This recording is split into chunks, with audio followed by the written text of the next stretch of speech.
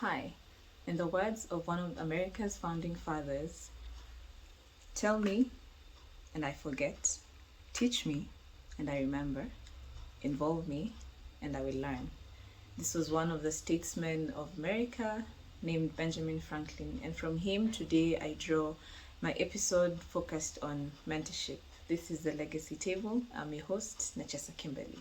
So let's just get right into it. Okay, today I don't have a lot of stories, I don't have a lot of anecdotes, there's just a lot of things going on in the world for me to even get into them right now. So I'll just get right into mentorship, and I am going to begin by defining what mentorship is. I know I did this in my previous video, but I want to do it again because it's going to be my primary focus of this episode. Okay, so mentorship is basically the guidance, the patronage, the influence, or the direction that is provided by a mentor. And who is a mentor? A mentor can be called a teacher, a mentor can be called an advisor, a mentor can be called just somebody who gives you guidance, somebody who cheers you on, somebody who is there with you through your ups and your downs in a specific area.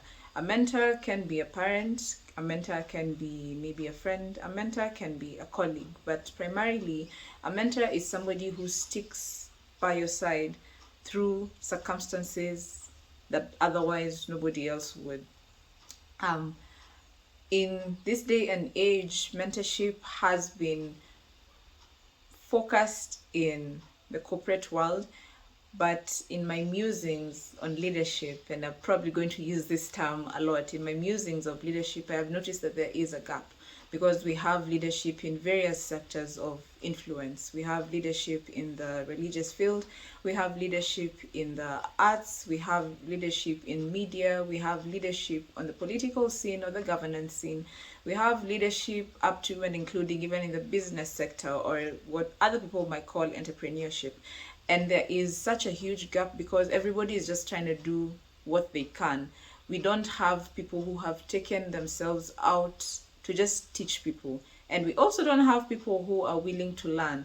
We have a generational conflict where the young feel like the old don't take enough risks, and the old feel like the young just don't want to listen. So I'm going to focus on what I believe mentorship should be about, especially in the area of leadership.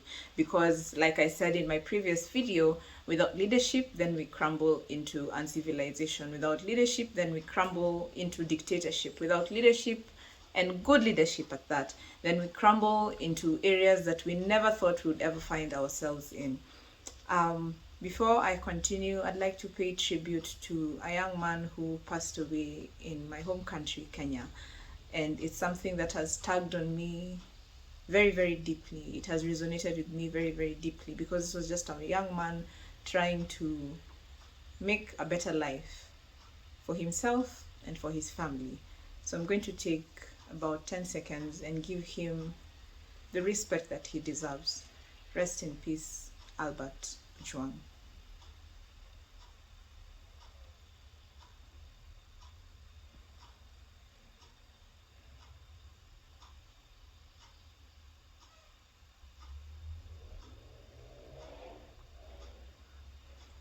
And now I continue. You might be wondering why I'm very, very passionate about leadership and about mentorship in specific, but it's because I just don't want there to be a gap.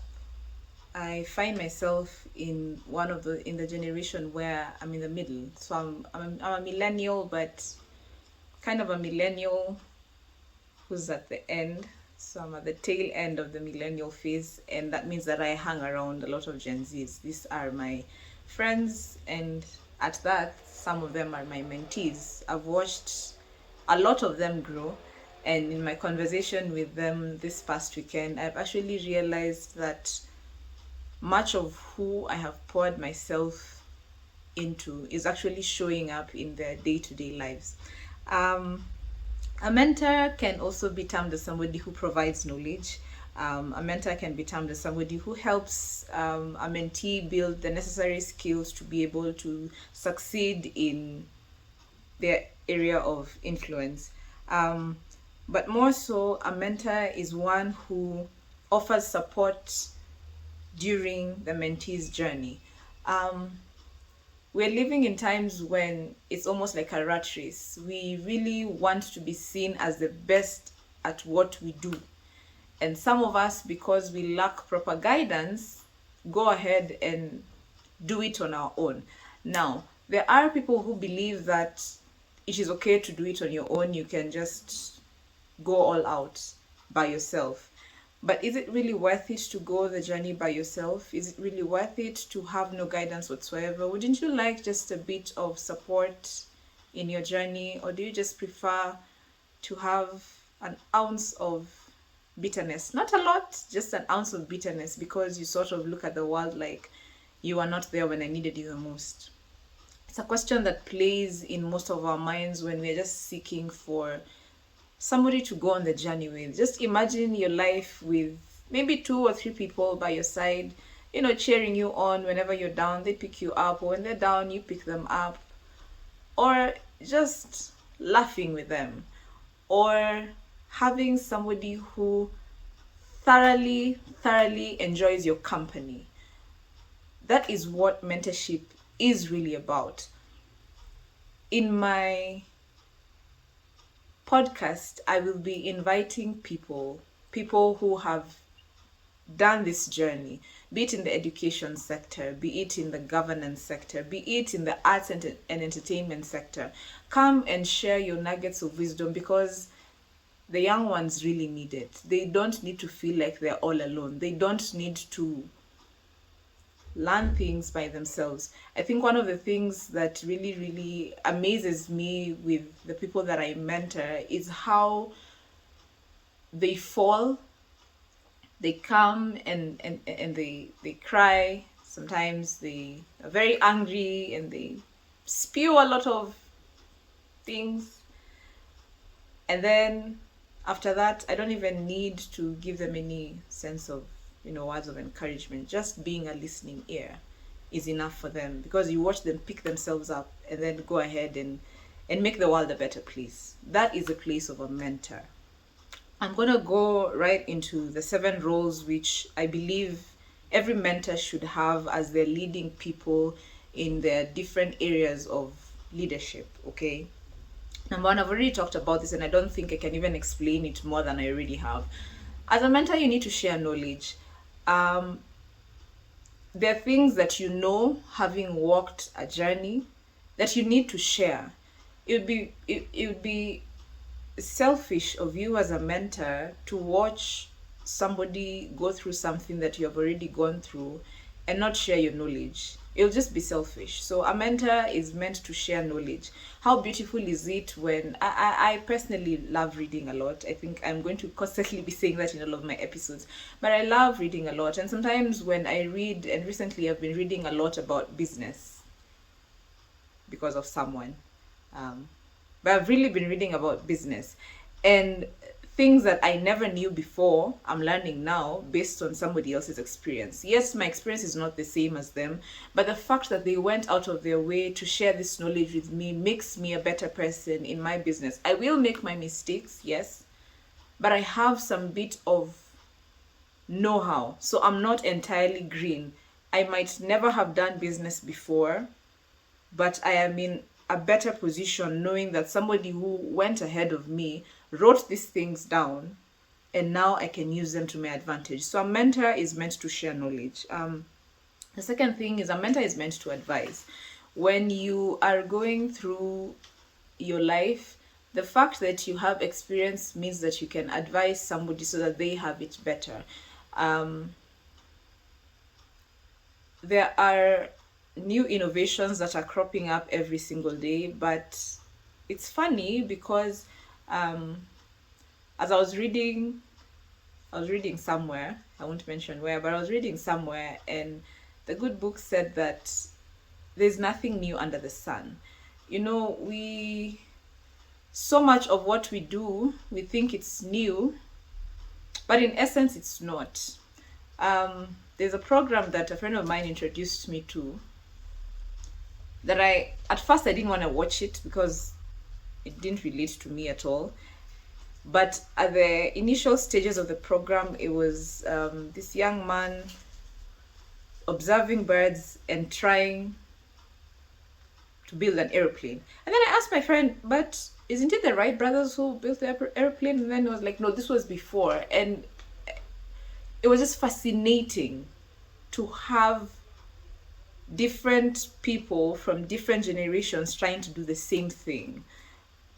And this two, like, they'd never met, but for me it was interesting. So as a mentor, the fact that you have been through something gives you the responsibility to advise and not talk at your mentee, but talk to them, offer guidance, tell them this is the way that you should go, and believe you me, they will not depart from it. Anyway, another role of a mentor is to coach. Coaching basically means that you allow your mentee to develop skills. There are skills that we constantly need so that we can be the best versions of ourselves. And I believe that without these skills, then we cannot lead effectively. I think I mentioned this in my previous episode, but sometimes we just don't know how to package ourselves well. So the role of a mentor is to come and to be able to coach us so that we have skills as easy as communication skills as easy as negotiation skills. I mean, if you have never been taught any of these things, then you will lose out on opportunities as a mentee, because skills are necessary for all of us. Okay, skills are pertinent to doors opening, skills are pertinent to doors being shut as well. So the role of a mentor is to be able to identify things that your mentee has and sharpen them. I'll give an example of myself. I am very eloquent, okay? And my friends, sometimes, because of my eloquence and how sharp my words can be, my friends, when I was younger at least, they used to tell me, can you try and speak slowly? Can you try and speak a little less harshly? And to be honest, I didn't think much of it. But I'm grateful to my mentor who has taught me how to be very gracious in my speech. I'm grateful to my mentor who has taught me how to package my information so that I am able to reach a larger audience. It is also because of my mentor that I'm now a published author.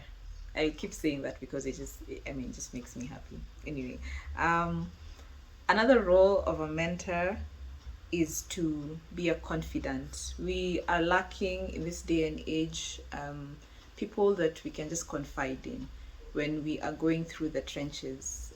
Most of us, when we're going through the trenches, we just don't want to talk about it. We don't want to see anyone.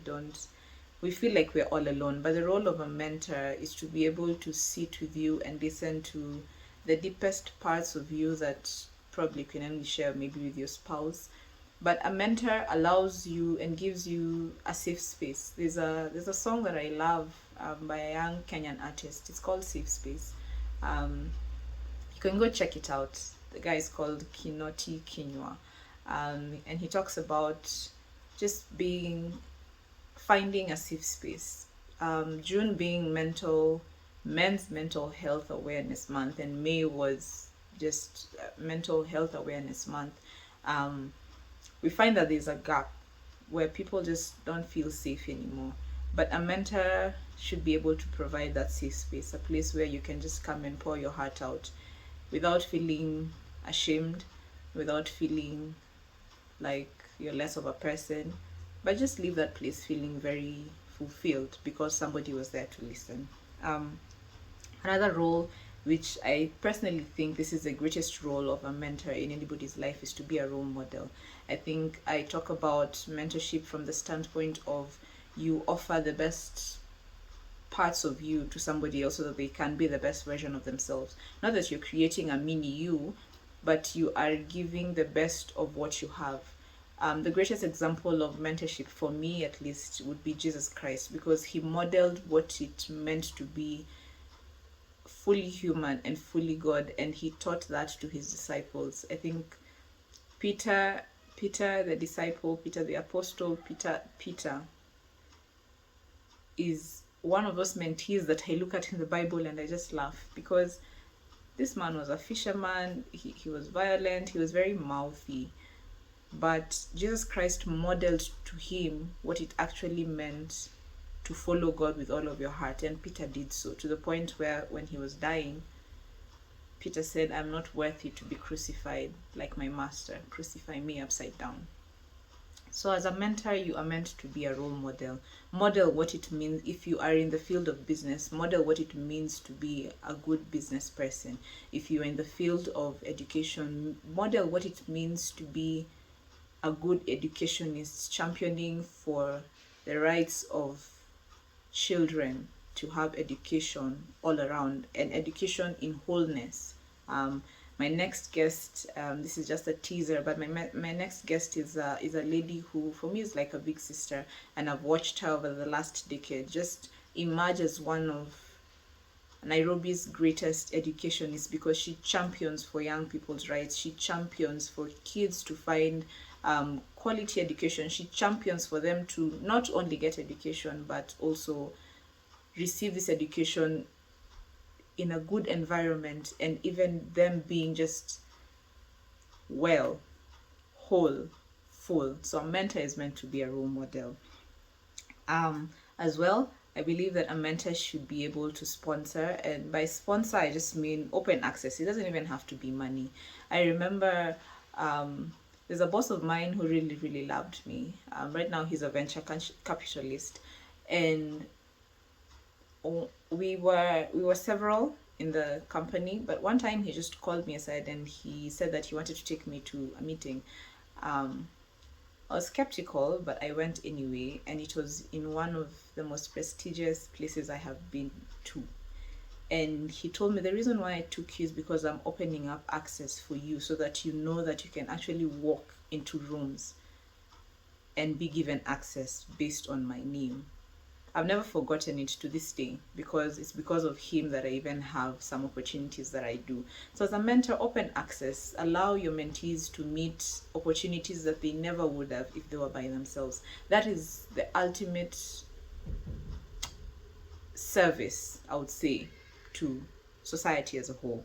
The last one, the role of a mentor is to advocate for the people that you're mentoring. Could be one, could be several, whoever you are, but you need to advocate for them, champion their interests. Your mentees might not necessarily have all of the things that you have, and you might feel like maybe their interests that you don't really, I mean, they're not really you. But your role as a mentor is to be able to champion for the interests of your mentee so that they feel like they can be the best version of themselves. Remember, I keep saying that as a mentor, you're not creating little yous. You're creating people who are fully equipped to go into the different areas of influence and become the best versions of themselves. So advocate for their interests, whatever they may be. I'm pretty sure they will align, because why else would you be mentoring people? But champion for their interests and just make the world a better place in general. I'm going to talk about just two things. I call them the A's and the C's of mentorship, okay? The A's are be available, be accountable, and appreciate your mentees. Be available, be there. Don't be the kind of mentor. I mean, the fundamentals of mentorship is being available, to be asked questions, to be annoyed, to be an advocate, to be a role model. You are meant to be available, and even in your availability, then you'll be accountable because people know where you are at all times. My friends usually laugh. I don't know why, but they tease me a lot because they say, if you want to find that girl, best believe she's with young people somewhere. It's something that I've cultivated over time. So people know, even people who come into my life at different stages, they know. My parents know, my siblings know. I don't spend like all of my time with my mentees, but it's just something that they know, that this girl is very passionate about young people. So you'll always find her there. If she's not there, then she might be doing something else in her personal time, but I'm very accountable.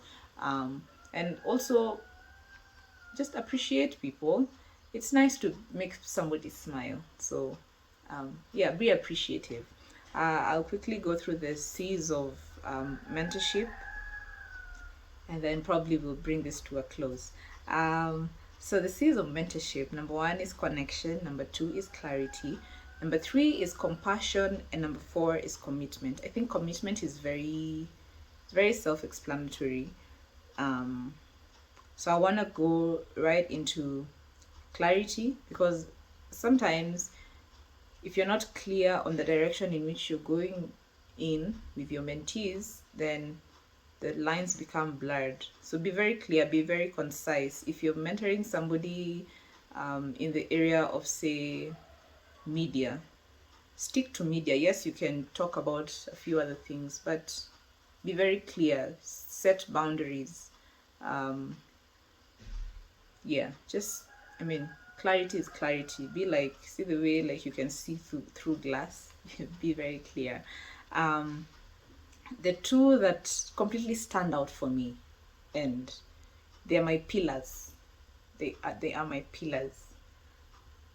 Be a mentor who has compassion and connection. Okay. In my first episode, I talked about the essence of leadership. Leadership is influence. You cannot influence somebody that you don't have a connection with. You can't. All of us know TikTok, right? So I was going through TikTok 2 weeks ago, and somebody had asked a random question. They asked, who is that influencer that you would follow if they told you to buy a product? Now, it was directed to the ladies, okay? And it was in Kenya. And I wasn't really shocked that many people voted for a lady called Joanna Kinuthia. I started following, I don't do a lot of makeup, I'm not really a makeup girly, but I followed Joanna for a very long time. Like when I started wanting to know about doing eyebrows and my lips, it's Joanna Kinuthia that I found on YouTube, and I've followed her ever since. She has a connection. There's a way that she talks that you feel. I don't know if she's mentoring somebody, but I just thought it was a worthy mention. Have a connection with your mentees and have some bit of compassion. You cannot lead people if you cannot feel what they go through. You can't. This is something I can go into for hours. We're being brainwashed to think that our feelings are useless. But I'm reminded of a story in the Bible when Jesus Christ was talking to the crowds, and he saw them. I think it should be the feeding of the 5,000. He saw them, and the word of God records, and it says, he was moved with compassion, so much so that he wanted to feed them. Now we had disciples who were like, we ain't got no food, we ain't got no money, these people are so many. Well, guess what? Jesus fed more than 5,000 people. Yes, I'm very passionate about this. As a mentor, as a leader, show some compassion. Please, show compassion. It's the only way you can ever get people to get behind you in a cause. As a leader, you're not a dictator. As a leader, you're not in the militia. You're a leader. You are called to serve. The essence of leadership is service. You cannot serve if you have no compassion. No, you see, leadership is a responsibility. So no matter what has happened, if Jesus could have compassion to people, then who are you? I'm going to end by saying this. A mentor doesn't fix your path. A mentor simply disrupts your inertia and forces you to explore different directions. If you're a scientist like me, you know that one of Newton's laws of motion, it should be the second one. A body will continue in its current state, be it of inertia or of movement, until an external force is applied to it. Mentors are that external force. You force people out of inertia and allow them to explore life in its fullness. I have been your host, Nachesa Kimberly, and this is The Legacy Table.